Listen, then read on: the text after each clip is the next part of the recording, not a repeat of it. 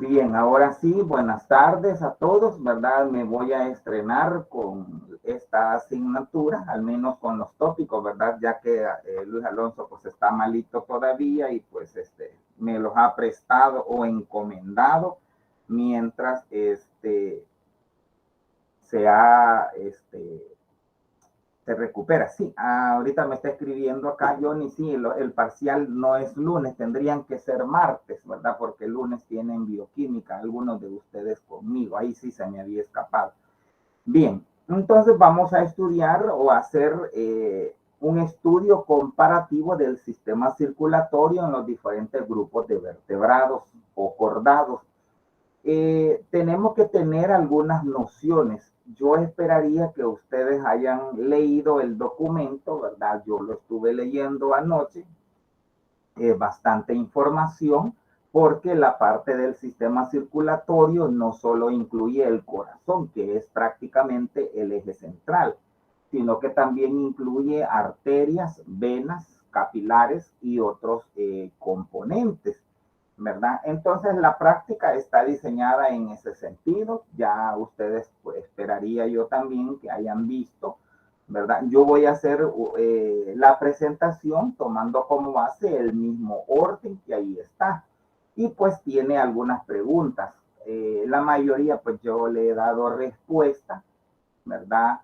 Y luego necesito que nos quede claro. Obviamente, Luis Alonso estaba haciendo la materia un poco más presencial, ¿verdad? Pero yo les he puesto imágenes relacionadas a las láminas, ¿verdad? Porque en anatomía hay que ver la parte micro y la parte macro. La parte micro, que son los cortes anatómicos, en este caso el músculo estriado esquelético, ¿verdad? Y cardíaco. Y hay que ver un frotis de sangre periférica para ver los elementos sanguíneos, ¿verdad? Eso es un poco más sencillo. En fisiología también visualizamos eso. La diferencia es que allá pues usted tiene que aprender a sangrar y a inyectar, ¿verdad? Obviamente animales domésticos de manejo sencillo. Bien, entonces vamos a revisar algunas generalidades en cuanto al sistema circulatorio. Bueno, esa información está en el documento, ¿verdad? Lo que da a entender es la función o qué es el sistema circulatorio. Obviamente tiene como punto de partida, ¿verdad? De que hay células ahí que se van a encargar no solamente del transporte de los nutrientes a los diferentes, en las diferentes regiones del organismo de un vertebrado, sino que también suministrar, ¿verdad? O retirar, mejor dicho, productos de desecho.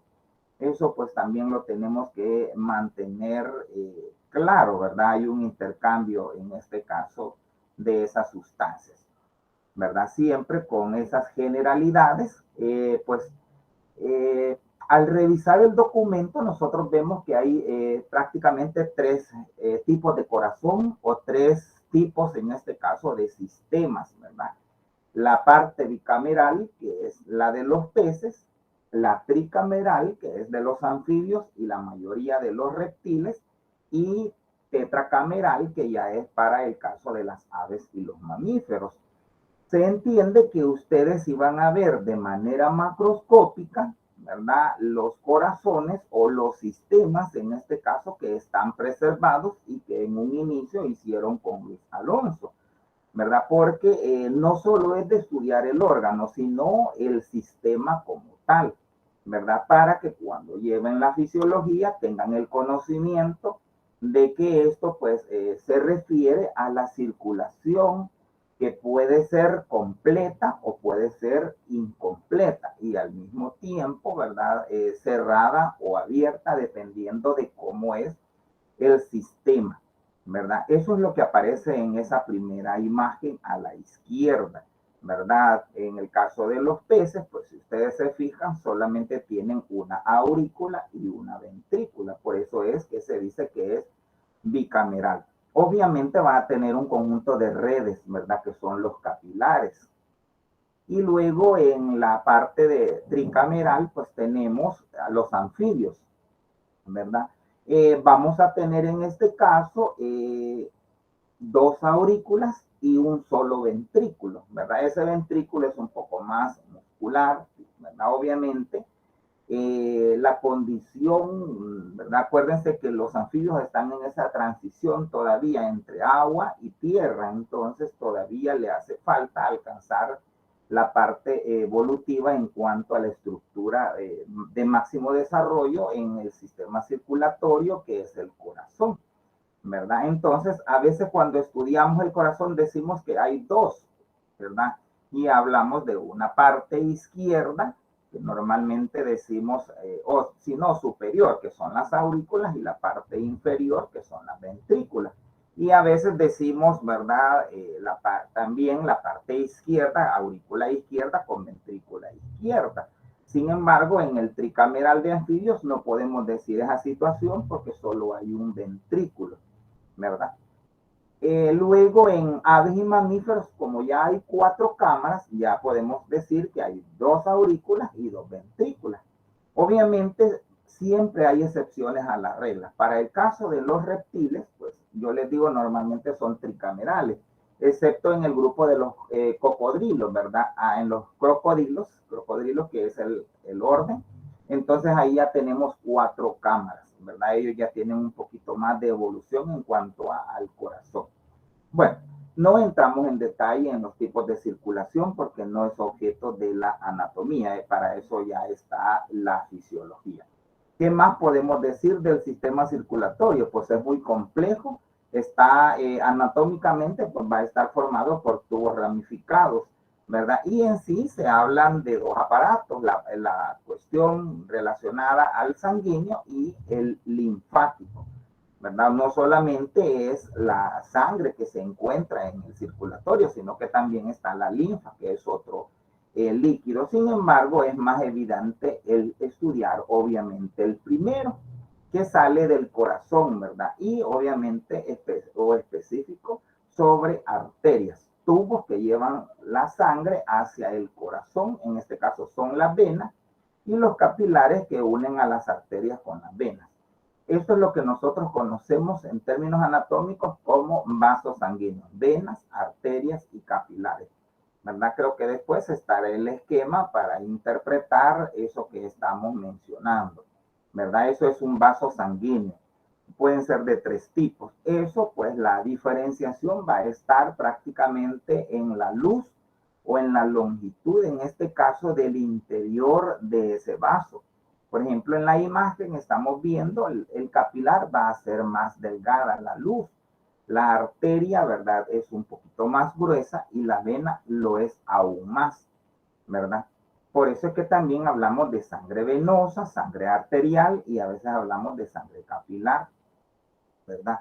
Y pues cada uno de estos vasos tiene en sí una función muy particular.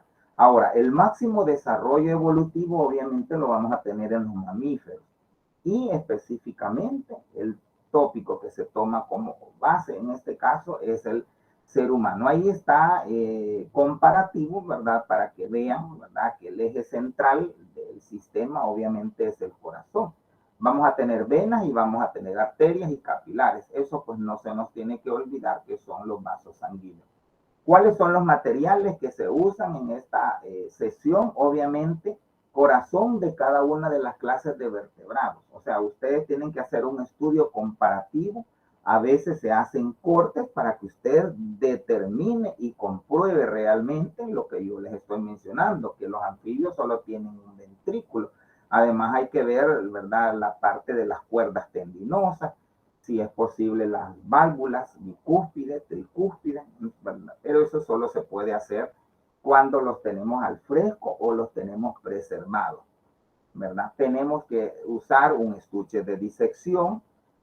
Hay necesidad de ver un frotis de sangre periférica, porque estábamos hablando en un principio de la sangre, y obviamente la sangre tiene dos tipos de células, los glóbulos rojos y los blancos. Las plaquetas a veces se incluyen, pero no son células, creo que eso lo tienen que tener claro. Las plaquetas pues son residuos de citoplasma, La literatura habla a veces que son anucleadas, que tienen una forma un tanto esférica, ¿verdad? Pero tenemos que tener claro, pues, que derivan de células conocidas como megacariocitos. También se les llama trombocitos, pero no son células. Bien, necesitamos también cortes histológicos del corazón para que usted vea el tipo de tejido muscular, porque el corazón obviamente es un músculo, pero al ver el corte usted va a revisar que hay estrías transversales, ¿verdad? Y que hay que hacer una comparación porque hay varios tipos de músculo, ¿verdad? Hay músculo liso y hay músculo estriado, ¿verdad? El estriado puede ser esquelético y puede ser cardíaco. Yo no sé si eso lo han visto, ya lo vieron con Luis Alonso, porque el orden de los sistemas, no sé, ¿verdad? Si ya está, porque creo que en anatomía muscular es después. No sé, ahí sería de que ustedes consulten, ¿verdad? O si no, pues igual yo se los puedo mencionar, no es así tan difícil tampoco de interpretar.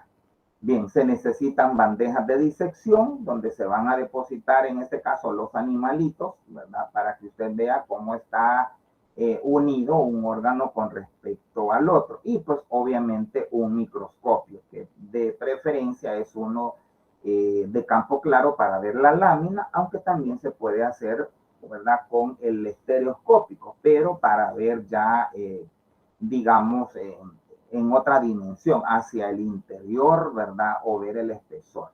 ¿Cuáles son los objetivos de esa práctica? Conocer características histológicas, lo que decíamos, ¿verdad? Que es la parte microanatómica, y conocer algunos aspectos evolutivos del sistema, ¿verdad? Referidos principalmente al corazón, que es bicameral, en otros es tricameral y en otros es tetracameral. Eso pues está determinado, ¿verdad? Por la escala evolutiva. Aunque el funcionamiento, pues eso ya es muy aparte, ¿verdad? Porque ustedes de repente se podrían poner a pensar cómo comparo el tamaño del corazón de una ballena si lo quiero comparar con el corazón de una rata, por ejemplo. Qué tan grandes son las venas, las arterias, ¿verdad? Los ventrículos, cuántas veces pulsa o se mueve por minuto. Bueno, todo eso ya es parte de la fisiología.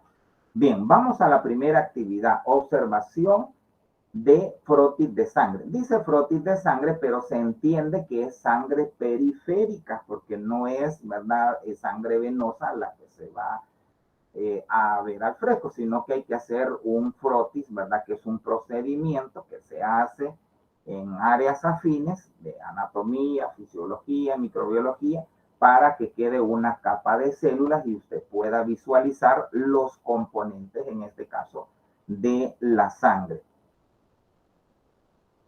Bueno, pide obviamente que hay que ver sangre de pez y sangre de ave, ¿verdad?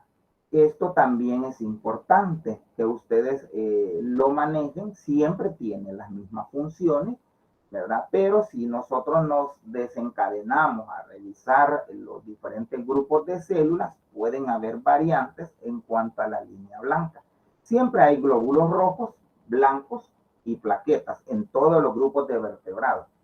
La diferencia va a estar en cuanto a la serie blanca. La serie blanca, o sea, vamos a tener diferentes grupos de leucocitos, ¿verdad? Que son los granulocitos, porque tienen gránulos en el citoplasma, ¿verdad? Como los eosinófilos, los neutrófilos y los basófilos, ¿verdad? Y existen, ¿verdad?, los agranulocitos, que son los que no contienen, ¿verdad?, que son los linfocitos y los monocitos. Entonces, ese es el parámetro que normalmente uno toma como base. Sin embargo, en algunos grupos, pues no hay neutrófilos, sino que hay otro, ¿verdad?, grupo que son los heterófilos, pero que son equivalentes en cuanto a la función. Bien, el objetivo aquí pues es identificar glóbulos rojos y blancos, eso es bien claro.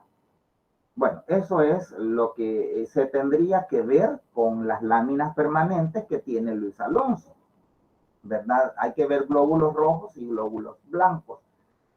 En sí, no hay en la red, ¿verdad? En los libros, solo aparecen normalmente los glóbulos rojos. Si ustedes se fijan en las dos fotografías, tanto la de la izquierda como la derecha, ¿verdad? Siempre tenemos que recordar, van a ser más abundantes los rojos, también van a ser más pequeños. Pero en la imagen, ¿qué ven ahí dentro de la célula para que podamos como irnos ubicando? Porque cuando estudiamos la sangre de un mamífero, pues el glóbulo rojo no tiene núcleo. Sin embargo, al ver los otros grupos de vertebrados, ustedes van a ver algo distinto. No sé si se pueden percatar de eso, ¿verdad? Ahí abajo de la fotografía dice glóbulos rojos nucleados de configuración similar a los anfibios, a los reptiles y a las aves. O sea, que en los 4 grupos vamos a tener glóbulos rojos, pero con núcleo. No así con los mamíferos. Los mamíferos, pues, el glóbulo rojo pierde su núcleo. Por esa razón tiene esa forma característica, que es el hecho de ser bicóncavo. Eso le permite, ¿verdad? Como doblarse o tomar una configuración distinta y poder desplazar a diferentes regiones, incluyendo el cerebro, ¿verdad? Porque eso es lo que nosotros tenemos que validar. Bueno, estas láminas obviamente ya son permanentes, ¿verdad? No es que ustedes van a extraer sangre de pez o de anfibio, ¿verdad? Aunque eso sería lo ideal para que usted aprenda a hacer los frotis, ¿verdad? Bueno, eso es con respecto a la sangre de un pez. Y luego vamos con la sangre de una ave. Si se fijan, siempre los glóbulos rojos son muy abundantes, eso es muy característico. La forma, en este caso, prácticamente es elipsoidal, ¿verdad? Tiene una forma distinta. Bueno, en la literatura, al menos los libros de hematología veterinaria, siempre dicen que son un poco más alargados, ¿verdad? El núcleo, pues, obviamente se mantiene. Y aquí ya vemos un poquito más de diferenciación en cuanto a los glóbulos blancos, ¿verdad? Ahí en la fotografía o en la figura, más bien dicho, de la derecha, pues estamos viendo que hay eosinófilos, que son las iniciales donde dice EOS, ¿verdad? Luego dice TROM, que es trombocito, que sería prácticamente una plaqueta, ¿verdad? Y pues puede haber otras células. No entramos en detalle, ¿verdad? Tampoco veo en los documentos, ni en teoría, ni en la práctica de Colato, de que se hable del origen de estas células, pero creo que ustedes más o menos deben de tener cierto conocimiento. Si yo les pregunto qué estructura o qué órgano específico es el encargado de la formación de las células sanguíneas, no sé si alguien sabe. ¿Quién produce las células sanguíneas? A ver, no les creo. Mauricio. Buenas tardes, la médula ósea. Correcto, la médula ósea. Eso es lo que yo esperaba que dijeran. Sin embargo, fíjense que para el caso de otros organismos inferiores, no solamente, no es directamente la médula, sino que participa el riñón, participa el timo y participa el vaso. Entonces hay un poquito de diferenciación en cuanto a la formación de las células sanguíneas, ¿verdad? Que es la hematopoiesis, ¿verdad? Normalmente se espera o se considera que sea la médula ósea quien las produzca. Entonces, el objetivo de ver acá es que usted reconozca los grupos de células rojas y blancas, ¿verdad? Rojas, obviamente, todos son eritrocitos, ¿verdad? O glóbulos rojos. Sin embargo, a veces hay células inmaduras dentro de los rojos que se conocen como reticulocitos. Y en los blancos, pues vamos a tener diferentes, ¿verdad? Como les decía en un principio, los granulocitos, y los agranulocitos, ¿verdad? Si poseen o no gránulos en el citoplasma. Obviamente cada uno tiene una función particular, pero la línea blanca prácticamente se va a dedicar al proteger, ¿verdad? En este caso a un organismo, ¿verdad? Tiene que ver con el sistema inmunológico. Entonces, más o menos por ahí va la cosa. Bueno, las preguntas son varias, las respuestas son un poquito largas. Como vamos a trabajar al modelo de Luis Alonso, pues hay que darles las respuestas. ¿Qué características observa en cada una de ellas? Fíjense que son preguntas un tanto abiertas. Cuando nosotros estudiamos láminas y queremos comparar diferentes grupos, obviamente el tamaño va a ser distinto, ¿verdad? La forma igual, obviamente, yo esperaría que si tengo un glóbulo rojo sea un poco de disco bicóncavo y un blanco un tanto más esférico, ¿verdad? Pero no es así. Por ejemplo, acabamos de ver en el frotis de sangre que en aves, por ejemplo, los glóbulos rojos son elipsoidales, ¿verdad? En los peces son un poquito ovalados, aunque la literatura también dice a veces que es elipsoidal, ¿verdad? Pueden haber diferenciaciones. Por ejemplo, el citoplasma, ¿verdad? Algunos tienen gránulos, como ocurre en el eosinófilo, en el basófilo, en el neutrófilo. El núcleo también es distinto, ¿verdad? De hecho, hay series como el neutrófilo que se le llama normalmente polimorfonucleares, porque el núcleo adopta una variante y forma una especie de lóbulos, ¿verdad? Que es lo que aparece posteriormente en la otra imagen. Y obviamente también en el interior vamos a tener cromatina, que puede servir para la identificación en algunas ocasiones. Entonces, las características, ¿verdad? De manera general, ustedes podrían decir, los blancos son más grandes, son menos numerosos, los rojos son más pequeños, son más abundantes. Eso esperaría yo que contestaran según el criterio de Luis Alonso, pero en realidad son más criterios o más características, por eso yo las puse ahí. Bueno, después nos dice, al observar el frotis de sangre humana podrá diferenciar glóbulos rojos y glóbulos blancos, ¿verdad? Pertenecientes a diferentes series. La serie se refiere a la subclasificación que tienen normalmente la línea roja, ¿verdad? El blanco pues solo es blanco, aunque cuando está inmaduro pues se le llama reticulocito. Y el blanco pues hay 5 grupos de células, ¿verdad? Hablando de la sangre humana, ¿verdad? Y obviamente al hacer la comparación, aquí es más fácil, porque el rojo, perdón, es más pequeño y no tiene núcleo, ¿verdad? Y el blanco es más grande y posee núcleo. Ahora, el hecho de decir que no posee núcleo, eso solo es para mamíferos, porque el resto del grupo de los vertebrados sí tiene núcleo. Entonces hay que hacer hincapié en esa situación, ¿verdad? Luego dice qué diferencia encuentra con respecto a lo observado en pez y ave. En un principio me había confundido la diferencia entre pez y ave. No, la diferencia es en cuanto al comparar pez y ave con mamíferos. Y es algo muy sencillo, pues que los glóbulos de los mamíferos carecen de núcleo, mientras que el resto, ¿verdad? Que sería pez, anfibio, reptil y ave, lo conserva durante toda su vida. Eso era algo muy sencillo, más de lógica que de otra. ¿Cuál serie de glóbulos blancos es más abundante y cuál es su característica morfológica? Obviamente para eso uno tiene que tener una lámina, ¿verdad? Fresca, ¿verdad? Que no sea muy viejita, porque la cosa es que no solo va a identificar si es rojo o blanco, tiene que identificar si es blanco, cuál de los 5 grupos es, ¿verdad?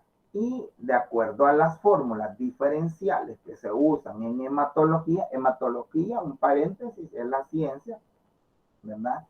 Que se encarga del estudio de la sangre, ¿verdad? Ya sean los elementos formes que son sus células o sus componentes, ¿verdad? Como proteínas o factores de coagulación, enzimas y los metabolitos, ¿verdad? Que puedan estar presentes o interferir en algún momento en una reacción o en algún estado patológico.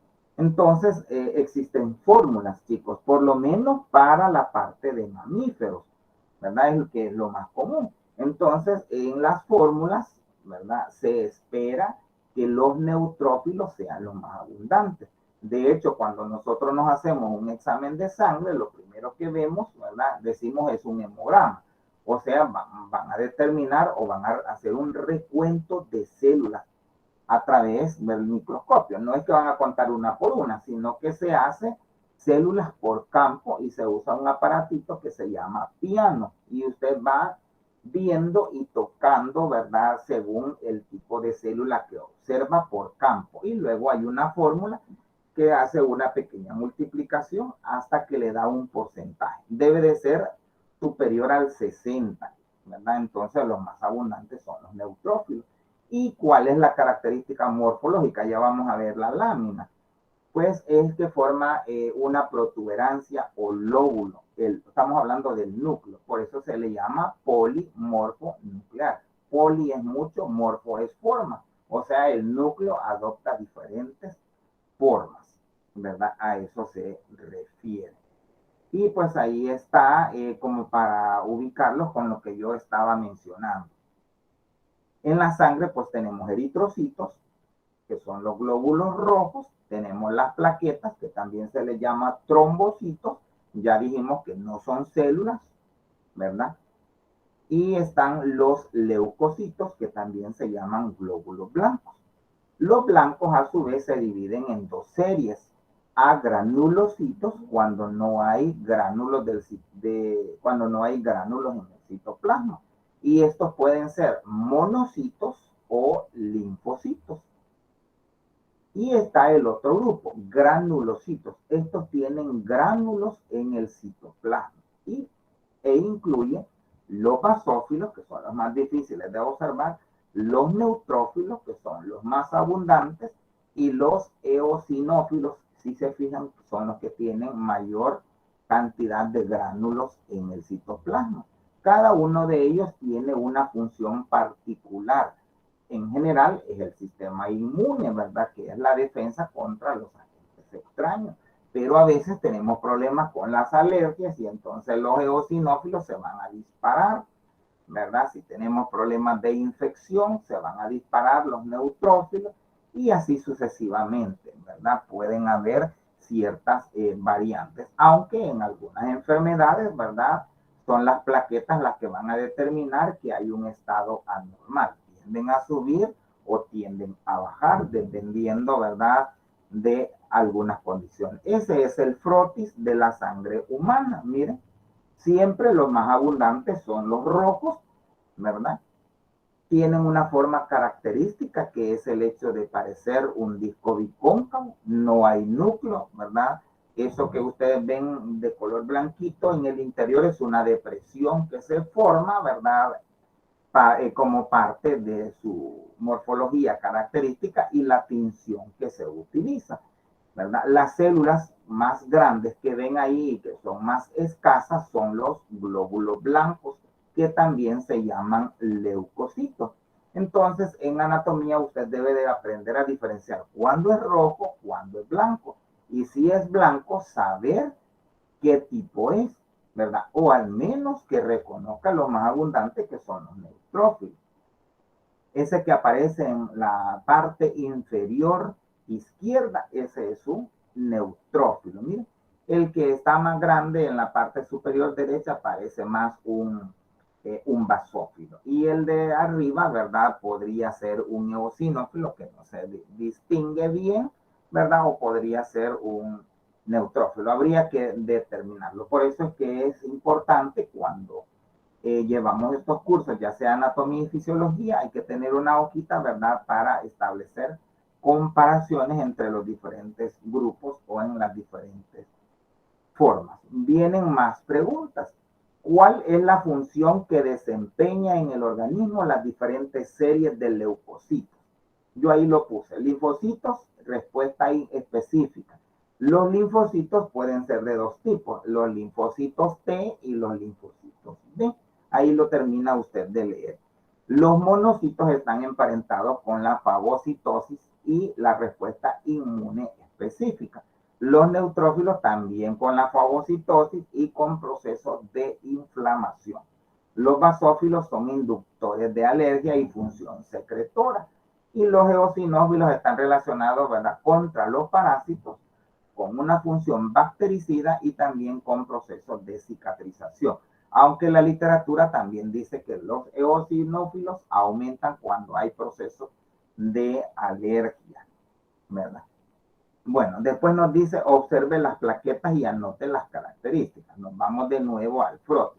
Son esos puntitos que ustedes ven de color como moradito, ¿verdad? Que lo ve en la parte superior derecha. Hay 3, ¿verdad? Bueno, 4. Ahí se ven esos puntitos, ¿verdad? Si se fijan, son muy pequeños. Ya dijimos que los glóbulos rojos son bastante pequeños, pero la plaqueta lo es aún más, ¿verdad? Es acelular, o sea, no es una célula, son restos de citoplasma, ¿verdad? Y que tienen su origen a partir de una célula que se llama megacariocito.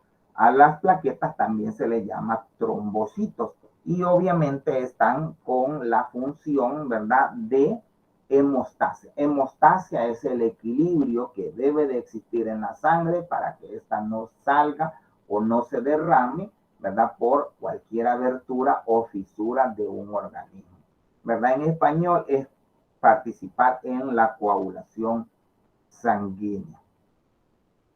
Luego dice, expliquen. Yo lo corté, lo copié y lo pegué de un documento, ¿verdad?, médico, ¿verdad? Porque es un poco complicado estudiar la coagulación. Pero la coagulación en sí, el proceso es hemostasia. Y pues aquí lo que hay que interpretar es que es un proceso que lleva, ¿verdad?, factores de coagulación. Se habla del fibrinógeno, se habla de la trombina, de la protrombina, ¿verdad? El objetivo es que se forme un trombo o un coágulo. Eso es lo ideal. Usted se golpea, se hiere sobre esa fisura, sobre esa herida, inmediatamente hay una respuesta y se tiene que detener ese sangramiento. Obviamente van a participar varios factores, ¿verdad? No recuerdo si son 11 o 13 factores de coagulación. Ahí está el calcio, la trombina, la protrombina, el fibrinógeno. Bueno, hay varios que van a formar un tapón y van a evitar que siga habiendo sangramiento, ¿verdad? Eso igual lo van a leer. Ahí está como para poder explicarlo un poquito mejor, ¿verdad? Ahí está la plaqueta, ¿verdad?, junto al eritrocito que se está saliendo dentro de la sangre y obviamente se rompió un vaso. Entonces lo que hace la plaqueta es formar un coágulo. Obviamente va a activar la fibrina, bueno, hay otros factores, ¿verdad?, que van a formar ese pequeño tapón. Al lado derecho está otra imagen que explica lo mismo de una manera macroscópica, ¿verdad? Se da la lesión en el vaso, hay una vasoconstricción y se forma un tapón plaquetario y finalmente un coágulo de fibrina. Esto pues ocurre en alrededor de 7 a 8 minutos, que es el famoso tiempo de coagulación. Puede ser menos, ¿verdad?, o puede ser más dependiendo del tipo de persona, pero lo ideal es que ande entre los 7 y los 8 minutos, ¿verdad? El sangramiento, pues cuando nos ha pasado uno de estos accidentes pequeños, es rápido. Bueno, eso era lo principal dentro de la sangre. Bueno, este día creo que es 1 hora, ¿verdad? Creo que a las 2:10 más o menos yo he terminado, o quizás antes. Bueno, después sigue la actividad 2. Aquí hay una observación de músculo cardíaco. En la parte presencial, pues la práctica dura como 2 horas, ¿verdad? Pero es porque ustedes están comparando, a veces están dibujando, a veces como solo tenemos un microscopio, está pasando uno y luego otro para ver si es el tipo de célula, ¿verdad? Pero en línea es un poco más rápido. Bueno, en esta actividad es un corte, ¿verdad? Por eso primero se ve la parte de microanatomía, que son los cortes. Observe una preparación respectiva e identifique las características del músculo cardíaco. Obviamente ya dijimos, bueno, si hablamos del organismo humano, estamos hablando de más de 500 músculos, se habla de alrededor de 600. Y obviamente el corazón, pues es un músculo, está latiendo, ¿verdad? Se contrae, ¿verdad? En un promedio de 72 veces por minuto, ¿verdad? Entonces, lo que pide acá es que usted vea las células características que en este caso contiene, ¿verdad? Tenemos en la imagen de la izquierda esa lámina, ese corte que ustedes ven por ahí. Si se fijan, bueno, se forman fibras, o sea, son células alargadas. Y si usted ve el núcleo, ¿verdad? Todas tienen obviamente un núcleo, pero es multinucleado, o sea, hay más de un núcleo por lo general, ¿verdad? Esos núcleos, como ya vemos en la fotografía de la derecha, son ovalados, son grandes, son eucromáticos, o sea, son un poquito más, la cromatina tiende a condensarse y a tomar una coloración característica y normalmente es en el centro, ¿verdad? Y si se fijan, hay una característica predominante y es el hecho de formar estrías o estriaciones, ¿verdad? Las células, ¿verdad? Obviamente son ramificadas. Cuando uno estudia los tejidos, ¿verdad? Y dentro de estos está el muscular. Al muchacho o al estudiante se le explica que de acuerdo a eso, nosotros decimos que hay músculo liso, como ocurre en los órganos huecos, como el estómago, los intestinos, ¿verdad? Y que normalmente a veces los movimientos están determinados de manera involuntaria. Y luego está el músculo estriado, perdón. Estriado es porque tiene estriaciones o estrías, ¿verdad? Transversales cuando nosotros estamos estudiando la fibra, la célula que en este caso es la unidad anatomofuncional del sistema o del tejido muscular, es la fibra muscular o célula muscular, ¿verdad? Entonces, en el tejido muscular liso, obviamente, es alargada, ¿verdad? Pero solo tiene un núcleo y no tiene estría. Entonces, por ahí va la diferencia con el estriado. El estriado, pues normalmente tiene más de un núcleo, o sea, es a veces multinucleado, ¿verdad? Y tiene estriaciones, ¿verdad? Y obviamente las células, para el caso del estriado, se dividen en dos, esquelético y cardíaco. Obviamente el cardíaco es el que está presente en el corazón y el resto, ¿verdad?, de músculos o de tejidos diferentes al corazón es lo que llamamos músculo esquelético. Y eso es lo que usted tiene que revisar o comparar, ¿verdad? Ahí no puse yo la lámina porque al final está un dibujo donde usted tiene que revisar o comparar. ¿Qué diferencias encuentra al compararlo con el músculo esquelético? ¿Verdad? Es lo que yo les he estado diciendo. El músculo estriado cardíaco dispone de su propio sistema de producción y transmisión de estímulos a través del sistema nervioso autónomo.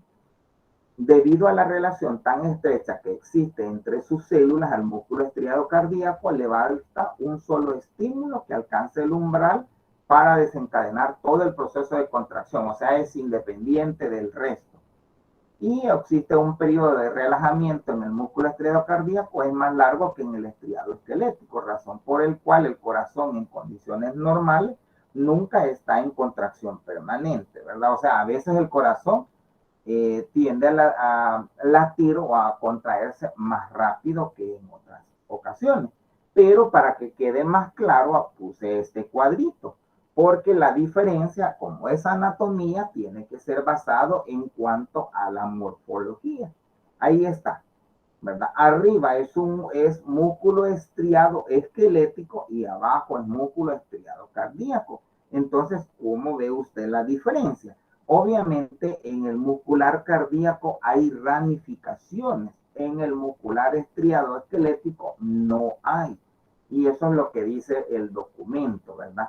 Miren, en el tejido muscular esquelético las fibras o las células son muy largas. En cambio, en las del músculo estriado cardíaco son más cortas, ¿verdad? y ramificadas. Eso es lo que nosotros conocemos como anastomosis, con estriaciones transversales. Entonces, cuando usted estudie eso, ¿verdad? ¿Cómo se llama? Va a revisar esta situación para que no se confunda, ¿verdad? Como les digo, se tendría que tener dos láminas, una para que vea el músculo estriado esquelético, que es la imagen de la parte superior, y otra donde vea el músculo estriado cardíaco, para que vea la anastomosis, que son esas ramificaciones donde hay unión, ¿verdad?, entre las diferentes eh, células adyacentes. Eso es prácticamente la diferencia, aunque ahí tienen un poquito más de información que usted la va a leer. Entonces, les repito, el músculo, ¿verdad? Puede ser liso o estriado. Eso tiene que ver con las estriaciones o las estrías transversales. Luego el estriado se divide en dos: esquelético, que es en la mayoría del organismo, ¿verdad?, o del músculo, y el cardíaco, que es únicamente en el corazón, ¿verdad? Entonces, por ahí va la diferencia, y ahí estaba la lámina. Miren, la lámina es bien clara. Creo que ahí nadie se pierde, que son células alargadas, que hay estrías, los núcleos ovalados, que son grandes, que son centrales, y pues obviamente que forman ramificaciones a lo que le llamamos anastomosis, ¿verdad? Y quizás lo último, que es donde uno se centra a revisar o a comparar los corazones. La observación 3 es la parte macroscópica. Fíjense que se supone que es la parte más fácil porque usted la ve sin necesidad del microscopio, pero a veces cuesta más porque no todos tenemos la facilidad de interpretar o de ver, ¿verdad?, cuando hacemos cortes. Por eso pide un estuche de disección, porque a veces tenemos al fresco y hay que cortar el corazón de pollo o el corazón de cordero, que es el que se usa muchas veces en las prácticas para que usted vea cómo es el corazón por dentro, si tiene huecos y si hay cuerdas tendinosas, o si cómo lo puedo dividir en corazón izquierdo, corazón derecho, que si cuál es la arteria, que si cuál es la vena, etcétera. Bueno, observe cada uno de los corazones y haga un esquema. Señale con el nombre cada una de sus partes, incluyendo los principales vasos, o sea, la arteria y la arteria o la vena, ¿verdad?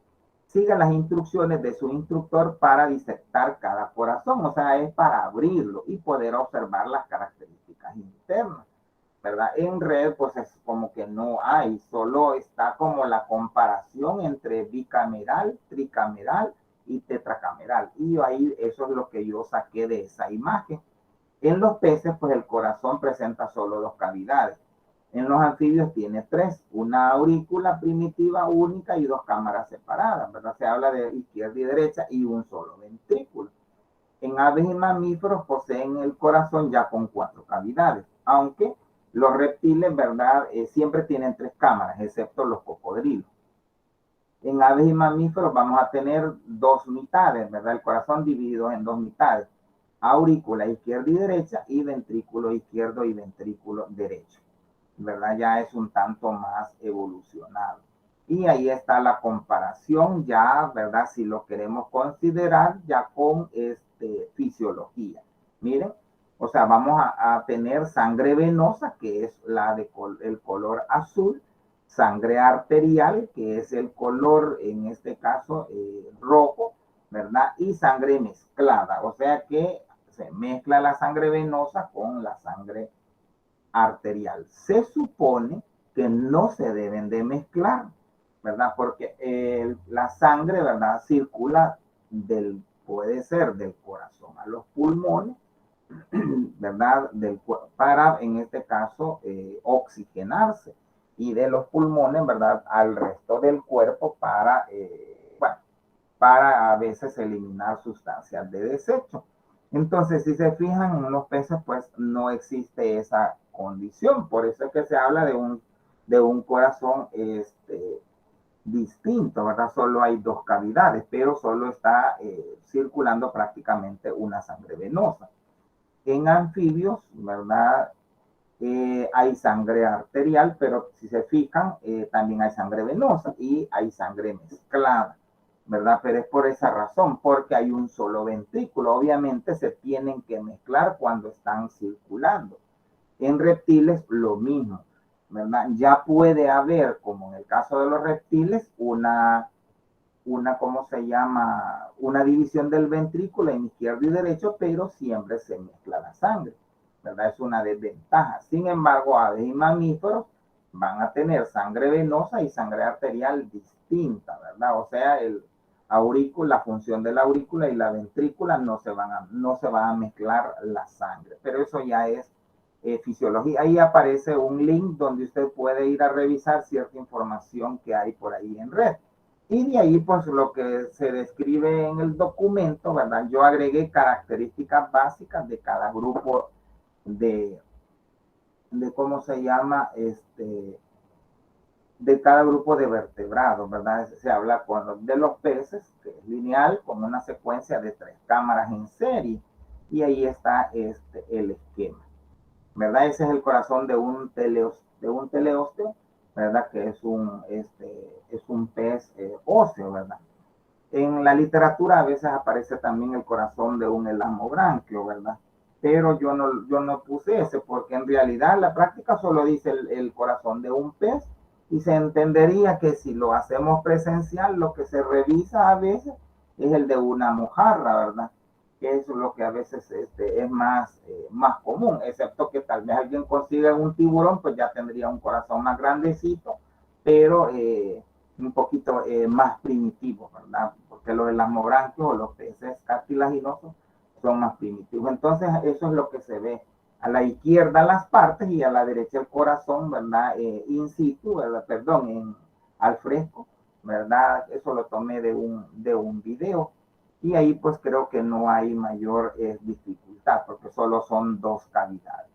Luego venimos con el corazón de los anfibios. En este caso hay 3 cavidades, ¿verdad? 2 aurículas y un solo ventrículo. Ese ventrículo pues es un poco más musculoso, ¿verdad? Y es un poquito primitivo. Ahí está el esquema, ¿verdad? Del corazón de un anfibio y a la derecha está un corazón, ¿verdad? Del Leptodactylus ocellatus. Desconozco cuál es el nombre común, pero ahí usted ve que está el ventrículo, ¿verdad? Es uno solo, ¿verdad? Y tiene los 2 atrios, derecho e izquierdo, ¿verdad? Y ahí usted ve, ¿verdad? El que es primitivo.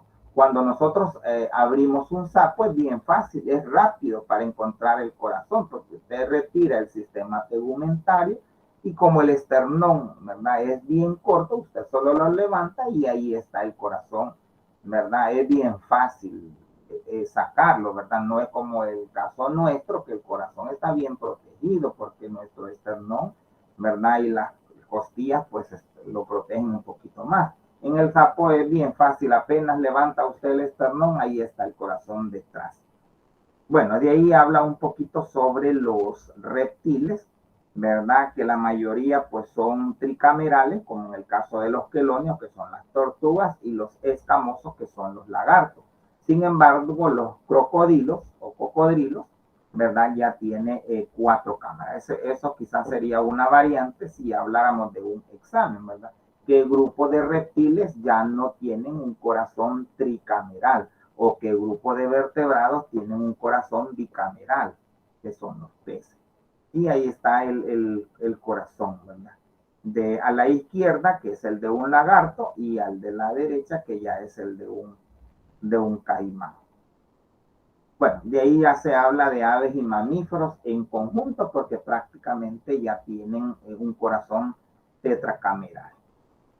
Eso creo que ya nosotros nos ubicamos. Ahí está el corazón de una ave, ¿verdad? El dibujo, y a la derecha está el corazón de un pollo, para que ustedes reconozcan las principales partes. Lo que vemos ahí, ¿verdad? Que es lo musculoso que a veces la gente se come, son los ventrículos, ahí, ¿verdad? Ahí están los 2 ventrículos unidos.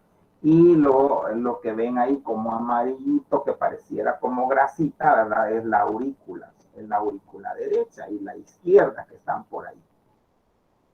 y la arteria, ¿verdad? Lo que sale, la otra cosita.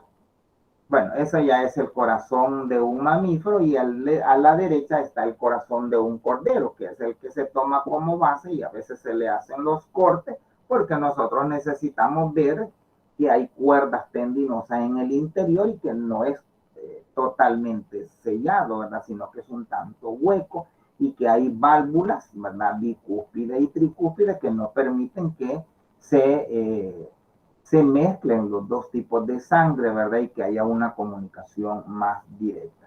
Más preguntas. ¿Qué diferencia encuentra entre aurículas y ventrículas? Bueno, la respuesta es las aurículas actúan como receptoras de sangre desoxigenada y oxigenada, mientras que los ventrículos bombean sangre proveniente de las aurículas. ¿Qué nombre reciben las válvulas auriculoventriculares en aves y mamíferos? Las aurículas están separadas de los ventrículos a través de las válvulas auriculoventriculares. La tricúspide separa la aurícula derecha del ventrículo derecho y la válvula mitral separa la aurícula izquierda del ventrículo izquierdo. Por eso es que se hace el corte, ¿verdad?, del corazón para que usted se ubique cuál es la aurícula y cuál es la ventrícula y a dónde están las famosas válvulas. Para eso, pues obviamente tiene que ser un corazón grande, porque si no, no puede visualizarlo y tratando de abrirlo lo va a estropear y lo va a cortar todo. ¿Cuál es la función de las cuerdas tendinosas? Las cuerdas tendinosas pues son estructuras con forma de filamentos cuyo tejido es de carácter fibroso. Se encargan de unir la superficie ventricular y el borde libre de las válvulas en los músculos papilares y por consecuencia con la pared posterior del ventrículo derecho. Es lo que usted ve tanto en la imagen de la izquierda como en el corte anatómico del corazón de cordero en la derecha. Bueno, eso es así como lo más relevante, muchachos, ¿verdad? Yo espero, ¿verdad?, que al menos lo más básico se haya completado. Esta información, pues yo la voy a subir, ¿verdad? Tanto la presentación en PowerPoint como el video para que usted lo tenga, ¿verdad? Y lo revise, ¿verdad? Más preguntas. En anfibios, ¿qué posición ocupa en el corazón el seno venoso? Bueno, se ha desplazado hacia la derecha y se abre en la aurícula derecha. ¿Cuántos pares de arcos aórticos poseen los peces óseos? 4. Esto pues lo saqué del documento de Luis Alonso. ¿Qué diferencia encontró entre el corazón de ave y el de mamífero? Las aves conservan el cuarto arco aórtico derecho, mientras que los mamíferos conservan el cuarto arco aórtico izquierdo. Y otra diferencia es que en los mamíferos ha habido eliminación de la aorta derecha o aorta sistémica, de modo que solo persiste la izquierda. Esa es información que encontré en documentos, ¿verdad?, de artículos relacionados a la parte de anatomía humana. Bueno, eso es así como les decía, lo más relevante, ¿verdad? Que se tenía que dar en 45, 50 minutos, que es la hora que ustedes tienen con Luis Alonso este día. Está pendiente la parte respiratoria. Si algo pues no nos queda claro, ¿verdad? No sé si Luis Alonso va a hacerlo presencial y si no, pues yo esperaría que continúe mi persona en fisiología animal para que lo hagamos allá, ¿verdad? Y recordemos ambas cosas, aunque en fisiología pues en la parte circulatoria no se trabaja, y la respiratoria sí, porque usted tiene que trabajar, pero ahí es con peces, es para que vea el movimiento del opérculo, ¿verdad? Y cómo trabajan las branquias, y con roedores para ver, ¿verdad?, cómo es la frecuencia cardíaca, la frecuencia respiratoria, ¿verdad? Y medir con los aparatitos, ¿verdad?, la presión arterial del ser humano, ¿verdad? A diferencia de anatomía, la fisiología pues es prácticamente humana, por eso yo considero que es más fácil fisiología, pensaría, ¿verdad? Pero no sé, ahí ustedes pues cuando la cursen van a determinar si era cierto o no. ¿Alguna inquietud, muchachos?